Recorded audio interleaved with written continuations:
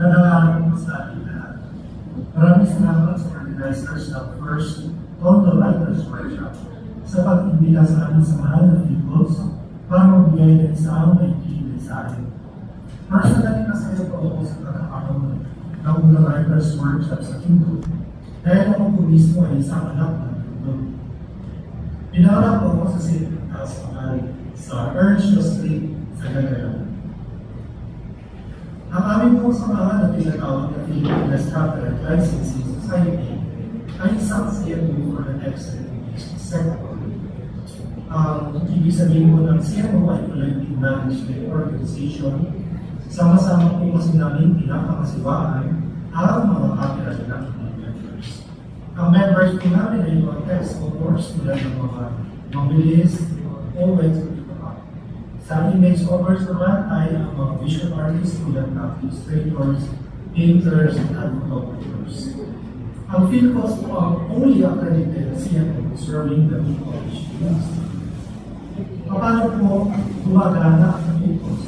Kapag marami po kami mga record or members, ayaw po kami makapunta sa mga licenses. Ang licenses po ay yung mga institutions na on a large scale and on a regular basis reproduce materials for the internal use. Ano po ang mga halimbawa ng production?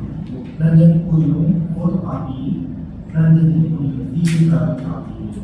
So, pagkamalaki na po ito, large scale, kailangan po na magkaroon ng license. So, dapat po magkaroon ng parang bayan sa paggamit ng mga copy. Kapag nagbayad po ang license institution, ang PhilCos ay ibigyan namin yung admin fee na 30%, and then after that, yung remaining 70% is distributed to our member authors.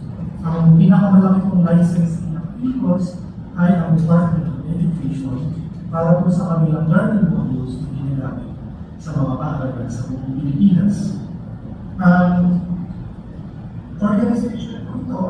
Organization po ito ay nakatutok sa development ng ating mga writers at mga visual artists. So, maliban po sa dinidistribute namin na information sa secondary use ay meron po kami tinatawag na social cultural fund. Kaya po, masaya na sa suporta nito sa mga speakers na inyong workshop.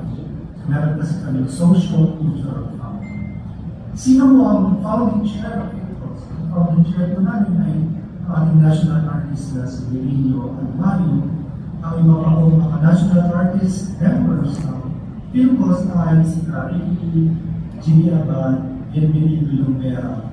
At yung mga ng mga national artists naman ay miyembro namin sila sa pamamagitan ng kanilang year. Kailan po rin Miguel Gonzalez kasi po ang copyright po ay nagpapabanda. So ito po isang uri ng property.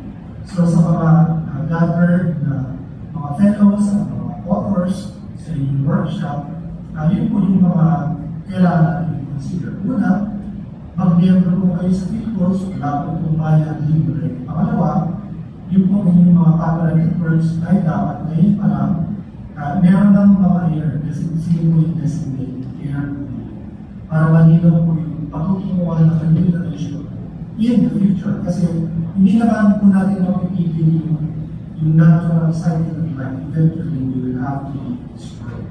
So, kailangan po talaga ng meron.